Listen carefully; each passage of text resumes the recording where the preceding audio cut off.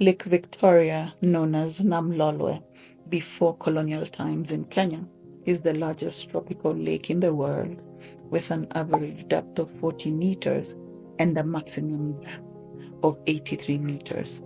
It was formed approximately 400,000 years ago and developed into a rich and balanced ecosystem, home to over 350 species of small fish that played a crucial role in maintaining its ecological balance. These fish, including species like the tilapia and what we commonly call the daga and omena, prevented overgrowth of algae and preserved water clarity. However, this delicate ecosystem was disrupted following the introduction of the Nile perch, a predatory fish, into the lake's waters during the late 1950s and early 1960s. This decision, primarily driven by colonial ambitions to boost commercial fishing, became one of the most significant ecological interventions in the lake's history, with lasting consequences for biodiversity, local communities, and the lake's overall health. The introduction of the Nile perch was a decision shaped by colonial governance and priorities. Discussions about introducing this species began as early as the 1920s under British colonial rule. Colonial administrators debated whether to introduce the Nile perch into Lake Victoria, with arguments centering on its potential to create a profitable fishing industry. The native small fish were dismissed by colonial officials as trash fish, deemed unworthy of economic consideration despite their critical ecological role. By the late 1950s, the Uganda Game and Fisheries Department moved forward with introducing the Nile perch into the Ugandan waters of the lake, citing its economic potential as a larger, more commercially viable fish. Initially, this decision appeared promising as the Nile perch populations began to grow and support new export markets. However, its long-term ecological and socio-economic impacts were devastating. The Nile perch, which can grow up to 2 meters in length and weigh over 200 kilograms, preyed aggressively on the lake's native fish species. Its introduction led to the extinction or near extinction of hundreds of cichlid species, which had evolved in the lake over hundreds of thousands of years.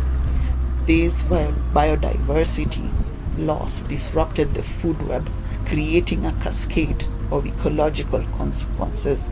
There was algae overgrowth, there was oxygen depletion, and there was loss of habitat. The shallow nature of Lake Victoria, with its average depth of 40 meters, made it particularly vulnerable to these disruptions. The introduction of the Nile perch fundamentally altered the lake's ecosystem, transforming it from a diverse, balanced habitat into one dominated by a single invasive predator. The ecological transformation of Lake Victoria also had profound socio-economic impacts on local communities.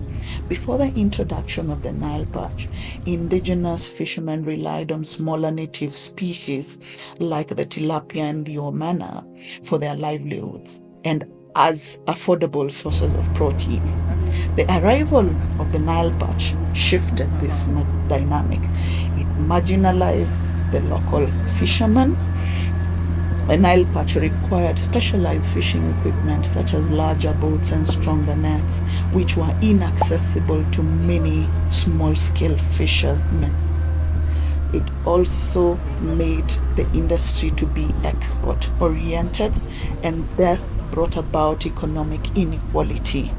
While wealthier enterprises profited from the Nile perch industry, small-scale fishermen and indigenous communities were excluded from the benefits.